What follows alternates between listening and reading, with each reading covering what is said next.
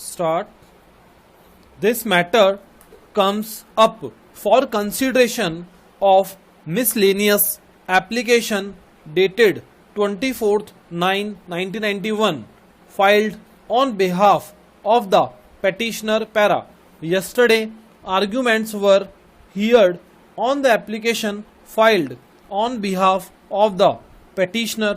Originally, the petition was filed against a show cause notice dated 5/9/1991 by which the management of the respondent mill had proposed to dismiss the petitioner from service on the basis of finding of guilt recorded against the petitioner in a domestic inquiry.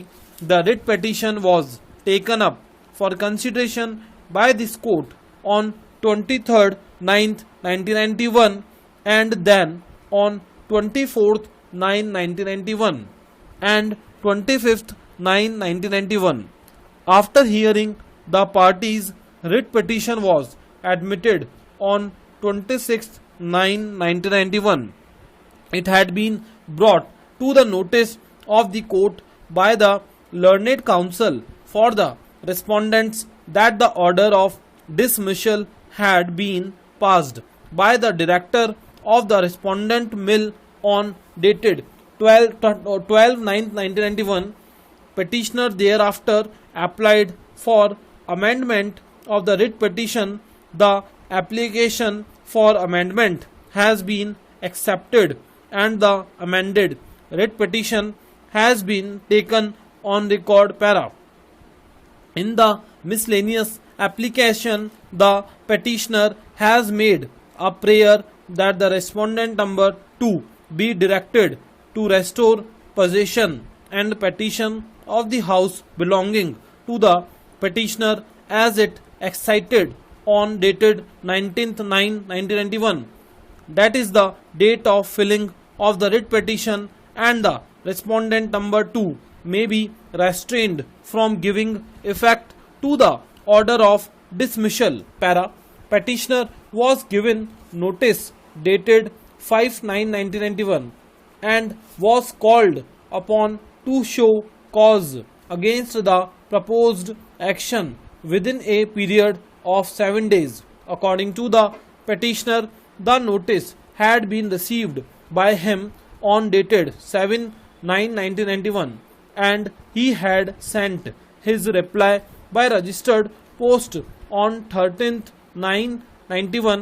However, before expiry of period of even 7 days counting from the date of receipt of notice, the competent authority issued the order of dismissal on dated 12/9/91.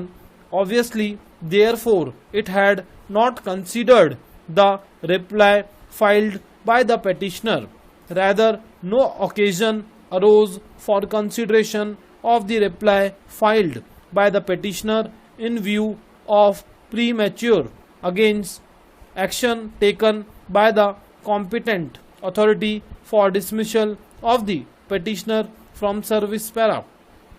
One of the contentions raised in the petitioner is that while in other case of departmental inquiries at least 15 days time is given to file reply to the show cause notice, in the present cause unusually a short period of 7 days was given, and even before expiry of 7 days counting from the date of receipt, the order of dismissal was passed para.